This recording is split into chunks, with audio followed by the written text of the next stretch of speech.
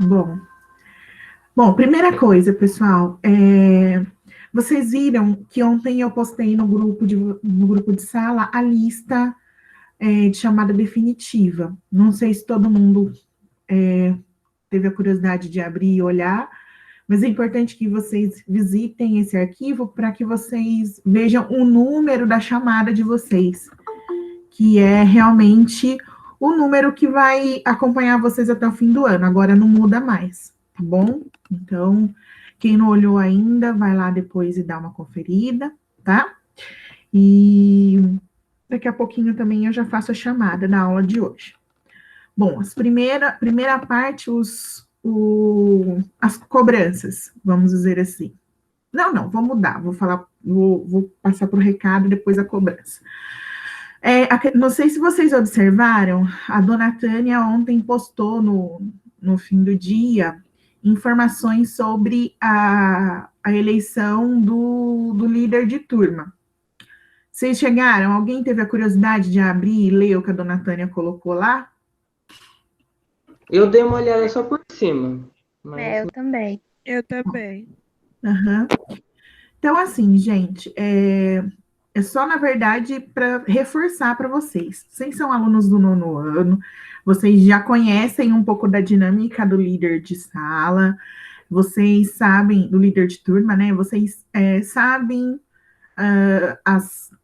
os requisitos, acredito eu, que todo mundo saiba, aí, ou não sei se tem aluno que está chegando esse ano aqui nessa sala, tem existem um conjunto de características para o aluno que deseja ser líder de turma, porque o líder de turma acaba sendo um interlocutor entre os alunos daquela sala que ele representa e a gestão da escola. Então, é muito importante, né, essa função do líder.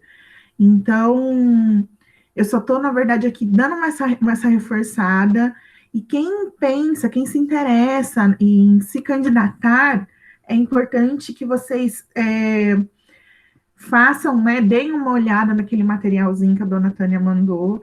Está bem explicadinho ali, eu estava vendo também o que se espera do líder de turma, então quais características ele deve ter e quais ali as atribuições dele também. Então tá assim, tá bem claro, tá fácil de entender, e é claro, depois que, né, se algum de vocês se interessar aí pela liderança de turma, e tiver dúvida sobre o que está colocado ali, é só procurar a dona Tânia e tirar a dúvida com ela e propor aí a candidatura, né? Vocês sabem que depois a sala vota, né, nos candidatos, então os alunos que quiserem se candidatar vão passar por um processo de escolha, os colegas vão votar e ele vai ser eleito, tá bom? Então, assim, como eu disse, como vocês já passaram por esse processo antes, não vou me alongar, mas eu gostaria que vocês fossem amadurecendo a ideia e se organizando em relação à liderança de sala, tá bom? Sobre a liderança, alguma pergunta ou tudo bem? Tudo bem? Tudo bem. Não. Bem. Ok. Por mim, tudo bem. Beleza. Então, agora vamos seguir para, adivinhem só, as cobranças, não é mesmo?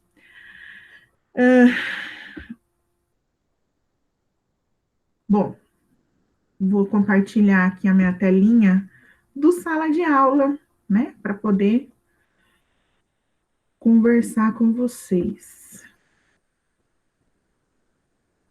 Aqui. Vamos lá. Na semana passada, que foi a nossa semana de estudos intensivos, que foi onde eu expliquei para vocês, mostrei a questão das atividades do centro de mídias e mostrei a devolutiva da atividade de geografia, né? A atividade que eu tinha solicitado antes do recesso. Muitos de vocês entregaram, então eu vou falar primeiro dessa atividade, né? Muitos entregaram, mas ainda tem gente que não entregou, tá? Pelo menos da relação de alunos que está na turma, está aqui enturmado no Google Sala de Aula, tem uma galera que não entregou ainda. Então, assim, tomem cuidado com isso, verifiquem se veja aí o que falta você fazer para entregar. Também tem muitos alunos me procuraram falando, professora, eu fiz e esqueci de postar. Gente, não tem como, se vocês não postarem, como é que eu vou corrigir? Como que eu vou conseguir dar, né, atribuir a nota de vocês depois? Então, não esqueçam, façam. Terminou de fazer, já tira foto se você fez no caderno ou se você fez no computador, já manda, já coloca lá. E aí vocês ficam tranquilos, tá? Então, aqui, para mim, eu vou fazer como eu fiz semana passada. Os nomes que eu estou falando agora já me entregaram a atividade, tá? Então, vamos lá, ó. A Ana Caroline, o Lucas, a Larissa, a Júlia de Souza, Miguel, Vinícius, Sabrina. Opa, vamos lá. O Vinícius Eduardo, né? A Sabrina, Vinícius Hidalgo, Ana Júlia Cândido, Ana Júlia Lima, Iago, Paulo, Débora, Alícia, Vinícius Souza e Sofia. Eu vou até verificar uma coisa aqui. Tem colega, acho que não é aqui. Tem colega que eu não sei o que acontece no Google, aqui no entornamento da sala de aula, que posta atividade, mas ele aparece como pendente. Então, assim, mas acho que nessa primeira atividade não acontece. Então, todos esses nomes que eu falei já entregaram. Se eu não falei o seu nome, adivinha só, é porque você está devendo a primeira atividade ainda, tá? Então, agora já tá bem mais que atrasada, né? Porque semana passada vocês puderam usar o tempo da aula para fazer a atividade e entregar, e no entanto, tem gente que não mandou ainda. Pessoal, a gente tem aí o bimestre, se eu não estou muito louca, o bimestre encerra agora no dia 30 de abril. Hoje já é dia 7. Então, se você não está conseguindo se organizar com as atividades aí, eu sugiro que, né, quem está com a atividade atrasada, dê um gás aí para poder ajustar e acertar o que está em atraso, tá? Vou mostrar agora a atividade de ontem, né? Que eu fiz aqui? Peraí. Aqui. A avaliação diagnóstica, de ontem não, perdão, de segunda-feira. A avaliação diagnóstica.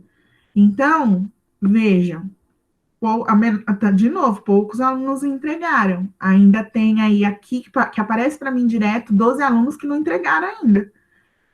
Então, gente, por favor, né? Vou fazer a mesma coisa. Eu vou falar aqui quem entregou. Se eu não falo o seu nome, é porque você está ainda pendente. Então, quem entregou a diagnóstica? O Cauã, a Ana Caroline, o Lucas, a Larissa, Júlia de Souza, Vinícius Eduardo, Sabrina, Ana Júlia Cândido, Débora, Alícia e Vinícius Souza. Essas pessoas entregaram a atividade, né, a avaliação diagnóstica. Então, se você não está na relação, a atividade está disponível no Google Sala de Aula, é só vocês acessarem e realizar, tá? Então, por favor, façam, porque, além disso, é muito importante, além da questão da nota, gente, a diagnóstica, como o nome fala, ela serve para diagnosticar, né? Para a gente ter uma ideia daquilo que é bem tranquilo para vocês e daquilo que é mais delicado, que talvez a gente precise retomar a conversa, tá bom? Sobre as atividades, alguma dúvida? Alguma coisa que vocês queiram colocar? Não. Não. Então, sigamos. Agora eu quero comentar com vocês.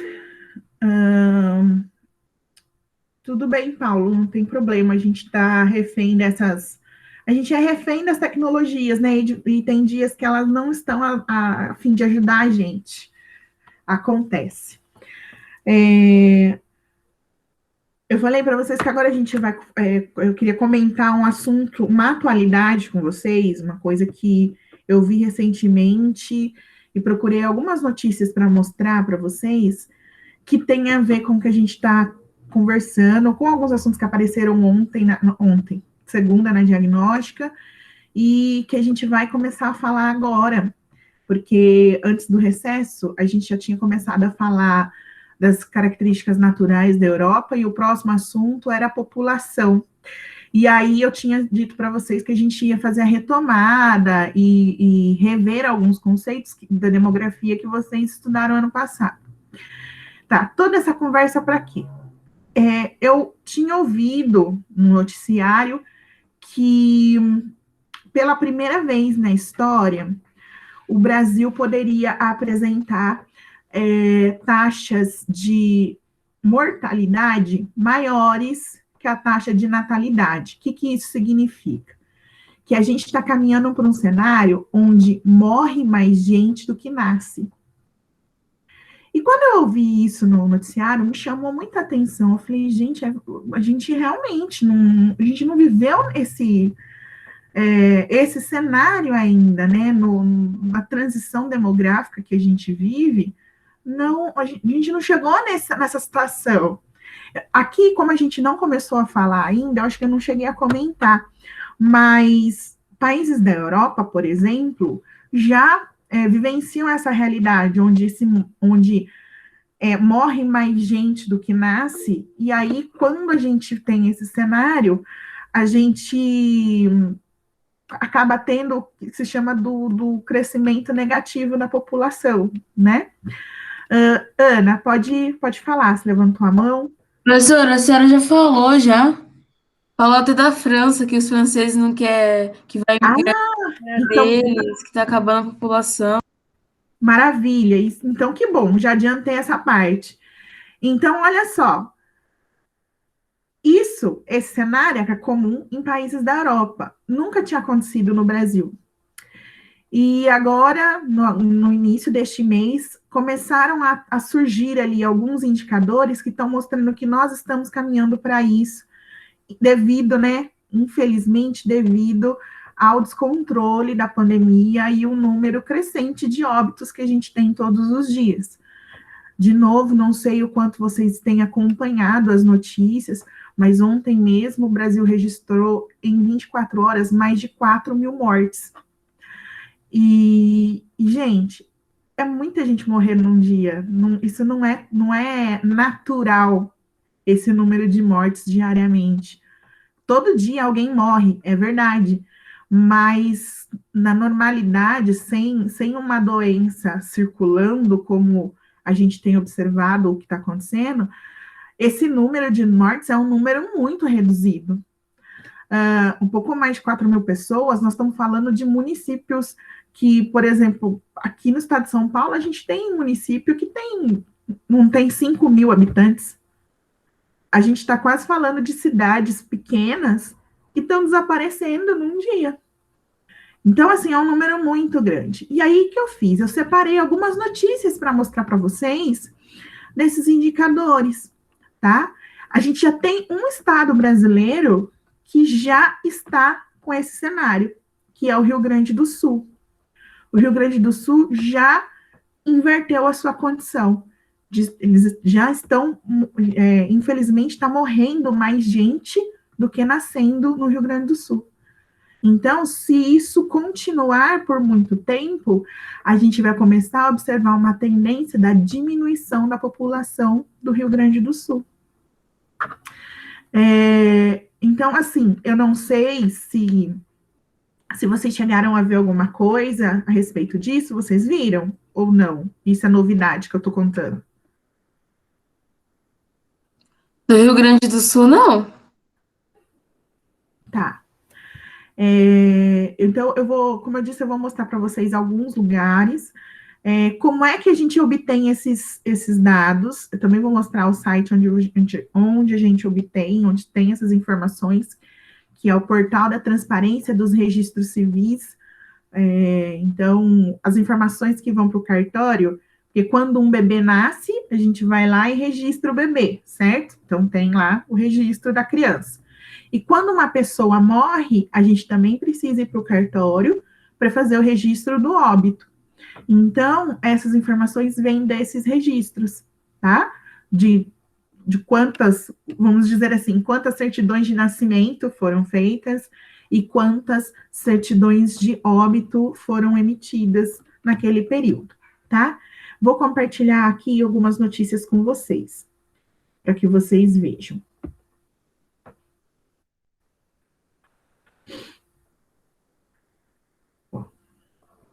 Vamos lá.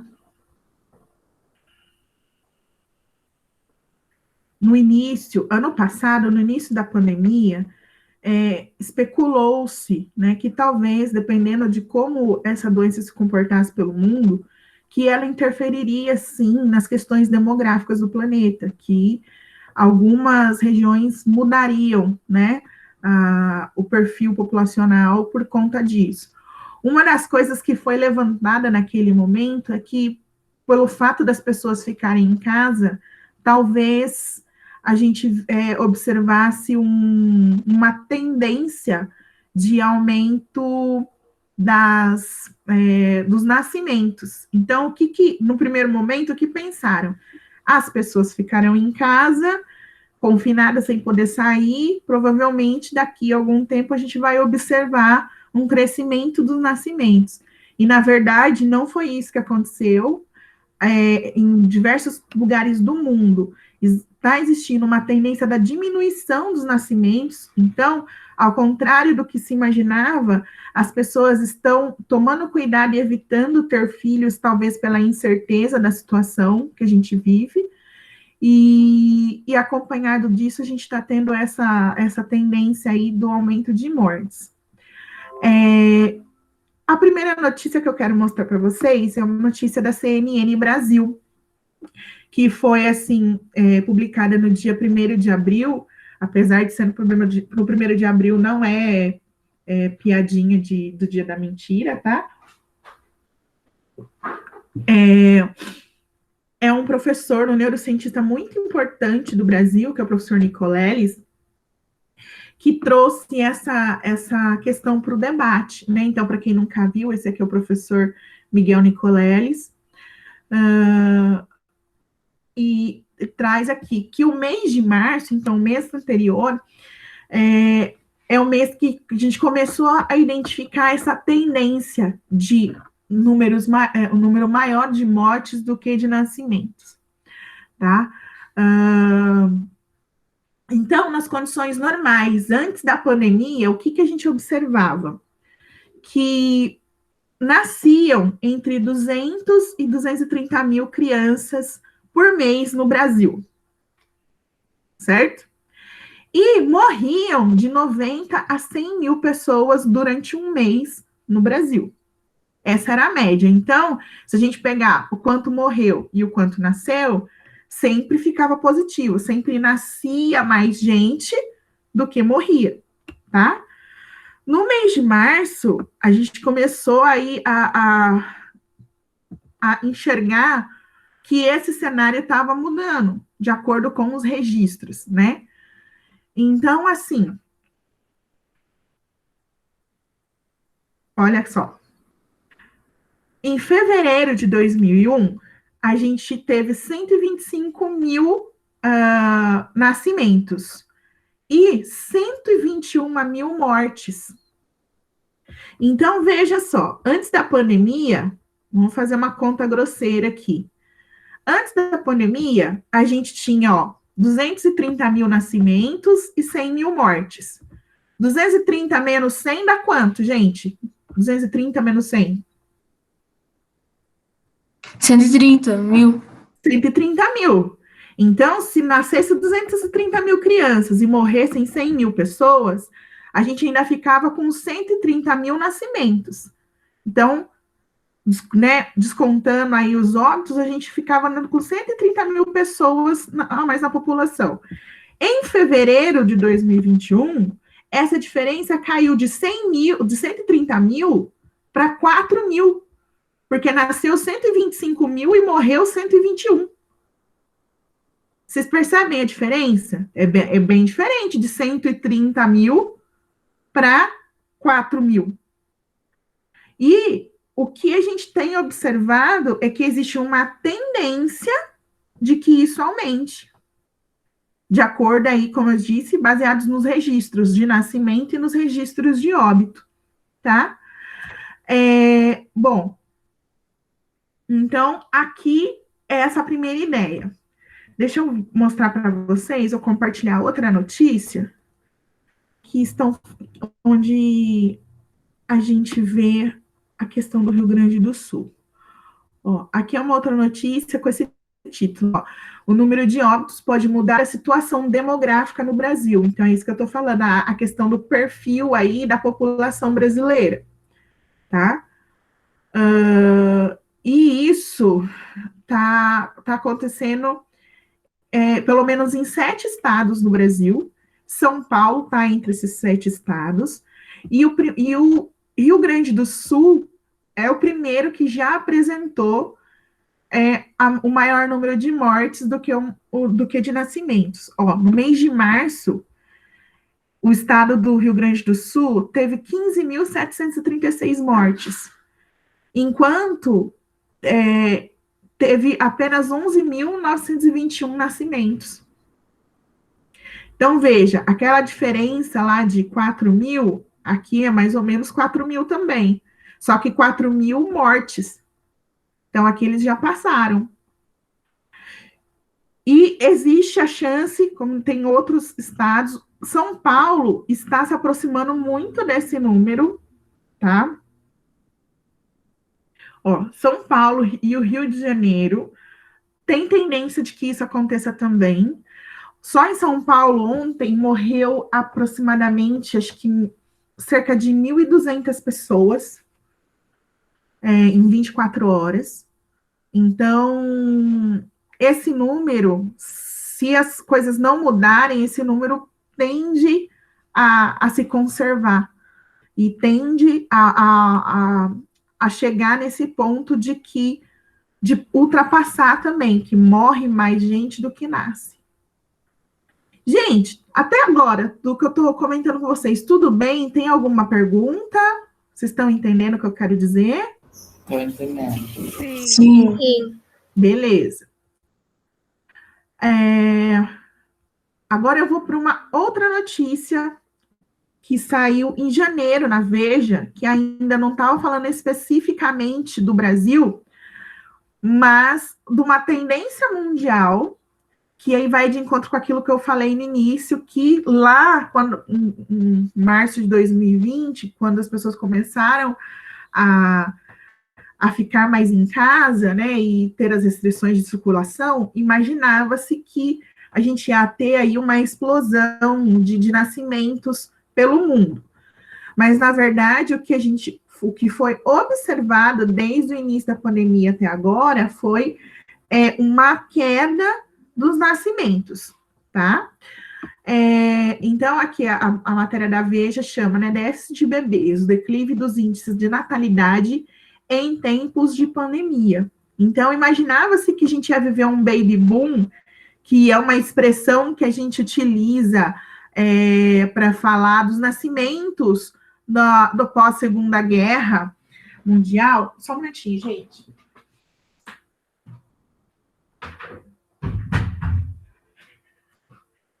Vou fechar a porta aqui por causa do barulho. Voltando. O baby boom que aconteceu depois da Segunda Guerra Mundial, então, quando a guerra acabou, as pessoas voltaram para casa, teve uma explosão de nascimentos, que daí tem um termo que vocês usam hoje, que eu não sei se vocês sabem a origem dele, né? Quando vocês se deparam com pessoas mais velhas na internet, uma expressão que está disseminada entre vocês é o boomer, né? Então, o boomer é desse período do baby boom, né? Então, boomer é quem nasceu logo após a Segunda Guerra Mundial. Então, quem nasceu ali no fim da década de 50, no início dos anos 60, tá?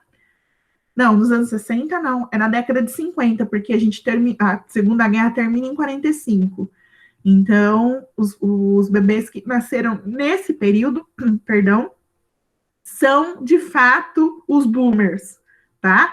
Então, aí, ó, tá vendo? Geografia também é cultura. Agora vocês sabem a origem do termo que vocês usam aí para zoar os mais velhos na internet. Tá bom? Então, assim, se imaginava-se que a gente viveria um segundo processo de baby boom. E, na realidade, aconteceu o contrário. As pessoas se fecharam e tomaram muito cuidado para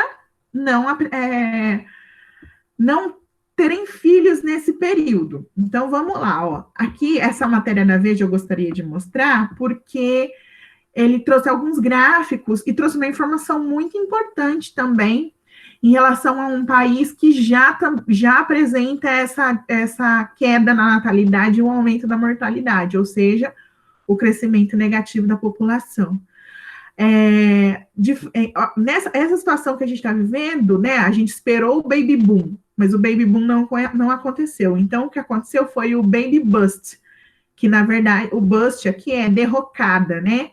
Então, é como o baby bust quer dizer, né, que não nasceu o tanto de criança que a gente imaginou que fosse nascer. O país que já está nessa condição é a Coreia do Sul. A Coreia do Sul, ela já apresentou uma diminuição considerável nos seus nascimentos ao longo de 2020, e as mortes elas foram superiores a isso.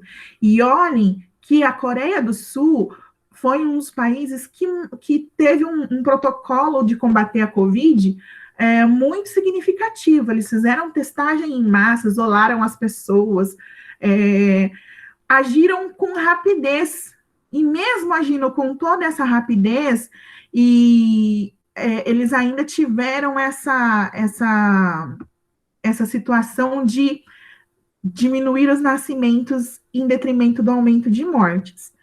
Então, só assim, para exemplificar essa questão dos nascimentos, aqui tem alguns exemplos de países onde se observou isso. Então, veja, ó, nos Estados Unidos, em 2019, nasceram 3,7 milhões de bebês. Em 2020, caiu para 3,6. Parece pouco, gente, mas aí, de novo, quando a gente vai contrapor com o número de mortes, isso dá uma diferença. No Japão, em 2019, nasceram 865 mil bebês. Em 2020, 848 mil. Na Alemanha, 778 mil. Em 2020, 755 mil. Na Itália, em 2019, foram 420 mil nascimentos, e em 2020, 408. A Coreia do Sul eram 303.380 nascimentos, e em 2020 foi para 275.800 nascimentos. Então, é uma tendência que se observa. Deixa eu ver se tem mais algum gráfico aqui para mostrar para vocês. Acho que professora, o número de nascimento não caiu tanto. Como não caiu? Não, caiu, mas, tipo assim, caiu, mas, tipo assim, não caiu. Eu não vi que caiu muito, não. Então, qual que é a questão aqui de cair muito ou não cair muito? Não se observa essa tendência de queda. Nos anos anteriores, se a gente visitar aí, né, 2018, 2019, não tinha essa tendência de queda. Claro, tá. não quer dizer que estavam vindo ali num crescimento constante, mas mantinha-se pelo menos o número de nascimentos. E por que isso é importante quando a gente fala de demografia? Tem um índice que a gente chama que é o índice de reposição da população, que está atrelado justamente à ideia do crescimento vegetativo, né, que é a diferença entre taxa de natalidade e taxa de mortalidade. Esse índice de reposição populacional, ele tem que se manter mais ou menos em 1,5. Se ele for menor que 1,5, vai existir a tendência de diminuição da população.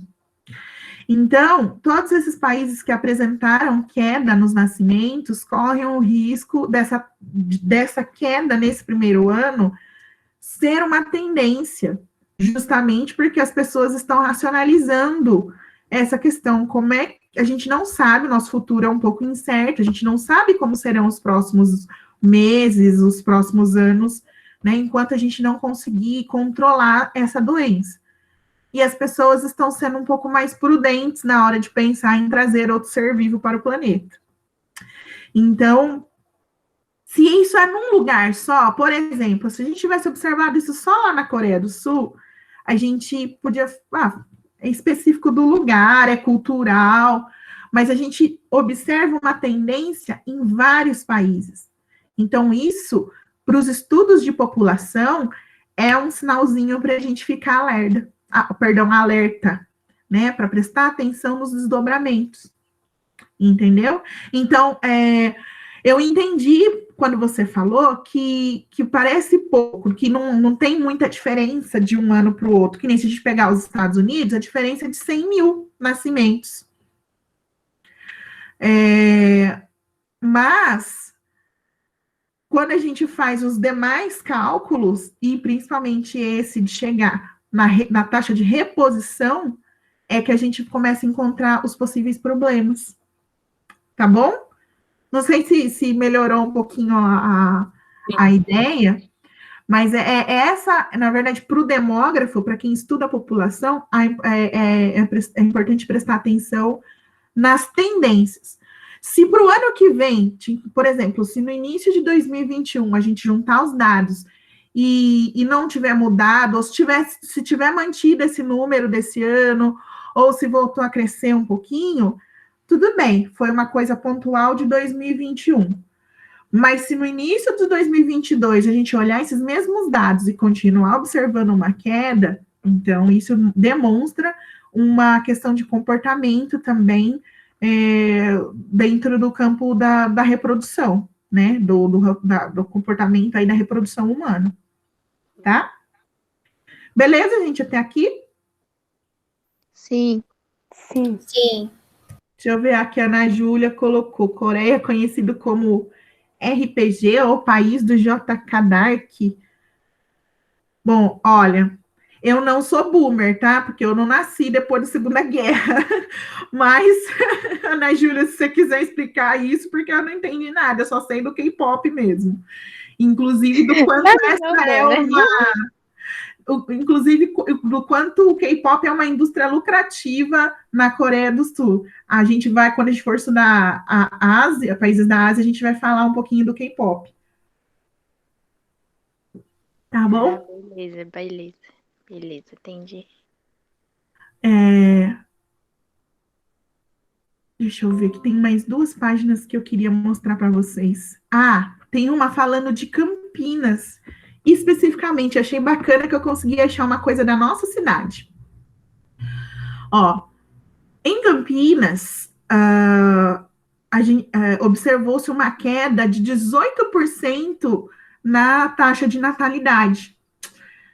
O que isso significa? Que de 2020 para cá, teve uma queda de 18% nos nascimentos na cidade de Campinas. Isso é bastante coisa, gente. E, como eu disse, interfere na questão da reposição. Olha só, em janeiro de 2021, nasceram 1.330 crianças aqui em Campinas, tá? enquanto em janeiro do ano passado, nasceram 1.622. Então, é um número assim, de novo, parece pequeno, mas aí se a gente pensa aqui na nossa cidade, é bastante, quase 20%, é bastante, tá? Então, assim, a gente também observa uma tendência no estado de São Paulo, ó, que é 15, de Campinas acaba sendo até um pouquinho maior que o estado como um todo. No estado foi uma redução dos nascimentos aí em 15,7%. Então, esse ano nasceram 45.222 crianças em São Paulo, e esse ano não, né, no mês de janeiro. E ano passado foram 53.690. Então, a gente observa essa tendência por aqui. Isso que aqui só está falando dos nascimentos, ela nem, esse texto aqui na Carta Campinas nem traz para a gente essa relação entre os nascimentos e os óbitos. E aí, por último, se a minha internet carregar a página, eu quero mostrar para vocês o portal da transparência dos registros, tá? Dos registros civis. Aqui, depois até eu vou mostrar uma curiosidade para vocês também, caso vocês queiram saber, claro. Então, vejam, o portal da transparência, ele traz aqui, né, ó, a quantidade de registros, óbitos desconhecidos, gente, é pessoa que faleceu e não foi possível identificar quem era a pessoa, tá? Então, aqui, ó, você consegue ter todas as informações, ó, e tem até um campo especial aqui em relação ao Covid, né? Vou até clicar aqui para a gente ver o que rola. Ó, a gente enxerga aqui essas informações. Então, desde março de 2020 até agora, ó, abril, tá? Então, e aqui a gente consegue enxergar essa tendência. Quando a gente olha a curva, né, a gente observa uma ascensão de meados de fevereiro, né, ela sobe, e agora está começando a apresentar uma tendência de queda. O problema é que ainda os números são muito altos, né? Bom, aqui estou mostrando a mais a título de curiosidade, para quem tiver curiosidade de olhar e checar essas informações, esse site é muito bacana.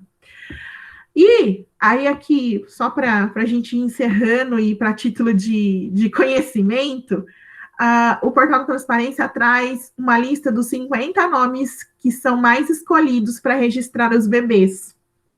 Então, eu vou mostrar o top 5 aqui, ó. Enzo. Miguel, Arthur, Heitor, Helena e Alice.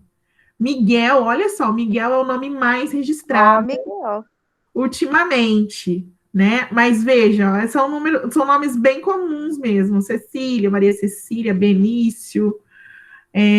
Enzo, tem Enzo Gabriel, é o 14º. Meu Deus. Tem as combinações aqui, ó, tá? Então, assim, aqui é só a título de curiosidade mesmo. Então, o Miguel tá com tudo, ó, é o primeiro da lista nesse momento. Miguel tá podendo. Nos registros aí, todo mundo gosta de escolher Miguel para batizar seus filhos. O Iago colocou aqui, Miguel, né? parece meio nome de velho. Que o nome o Iago falando que o meu nome nem tá aí. O seu nome é bem exclusivo, Iago. Vamos lá. Você tem um outro comentário aqui, Iago, só um minutinho.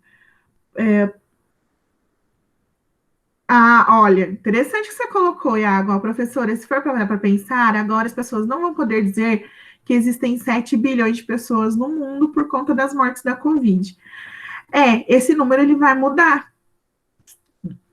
Se a gente continuar com essa tendência de morrer muitas pessoas, e não ter os nascimentos para repor essas perdas, e aí, assim, entenda esse meu repor não como substituir quem morreu, mas a reposição natural para que a população não diminua.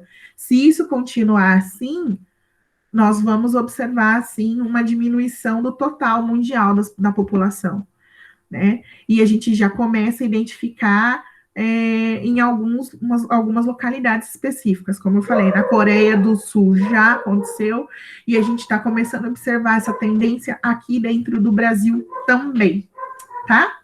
Paulo, pode falar. Poxa, professora, você falando assim, porque eu achei que logo menos ia chegar a 8 bilhões, aí agora vai diminuir. Então, existe uma tendência aí para que a gente acredite que diminua um pouco, né? E tudo realmente vai depender dos desdobramentos, né? De como vai acontecer aí a condução desse momento crítico, porque no mundo como um todo está vivendo uma terceira onda, vamos dizer assim. Aqui a gente nem sei que onda que a gente está, na verdade, mas a gente observa há mais de um ano, né, a subida e a queda dos casos e das mortes.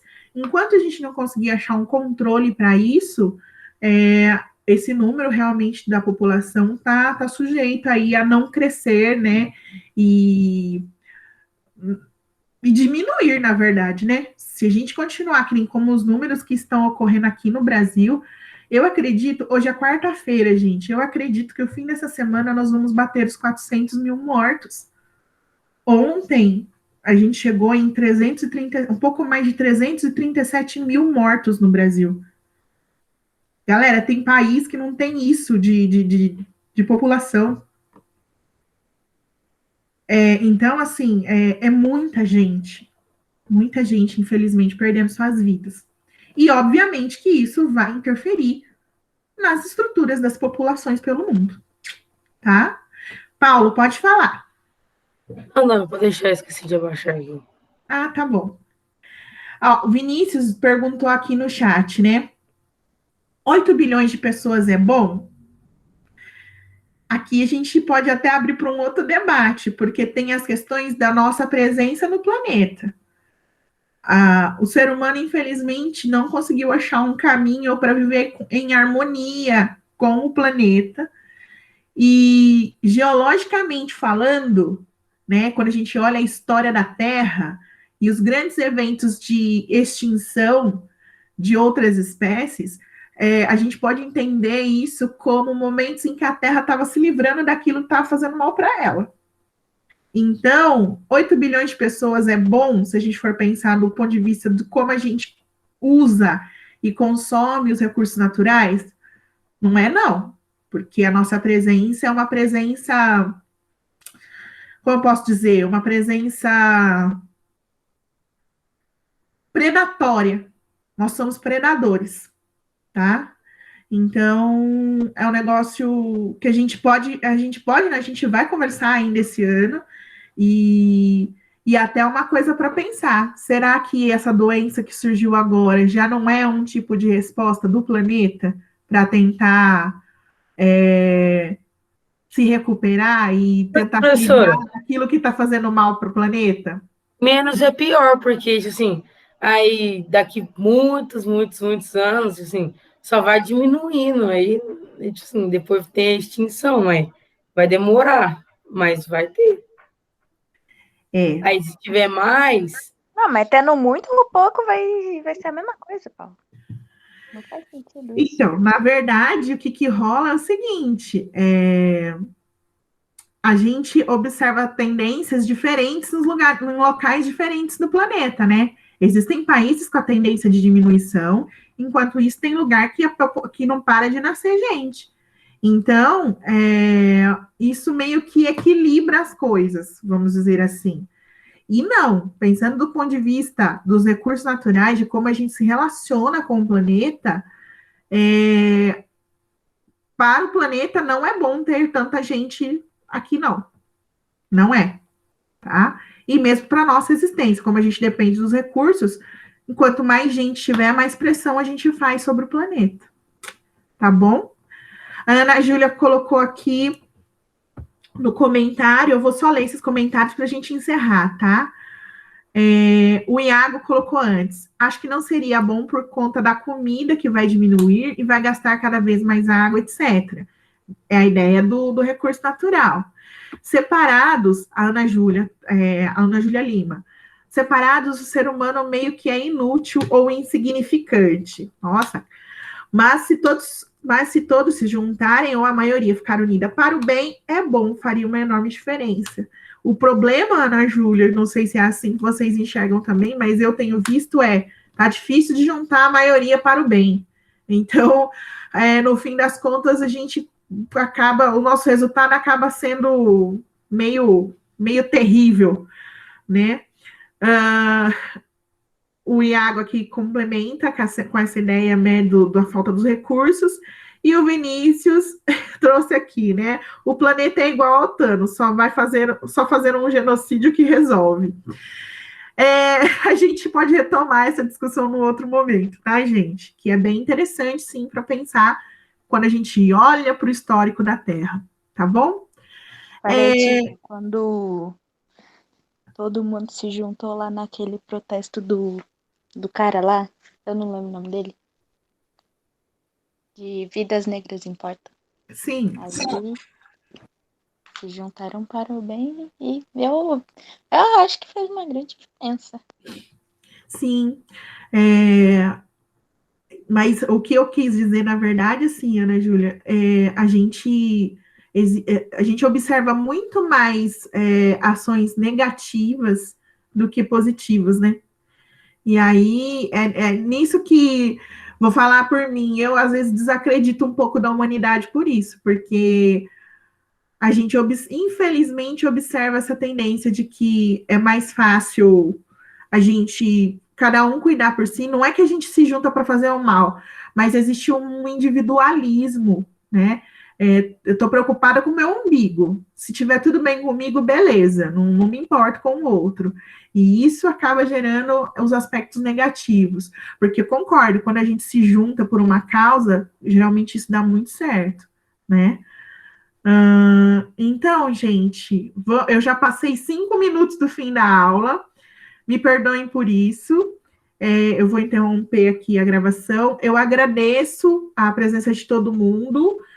E é isso. Fiquem bem. A gente se fala na semana que vem agora, tá bom? E não deixem de fazer as atividades em atraso, tá certo? Tá bom. Tchau, Tchau, professor.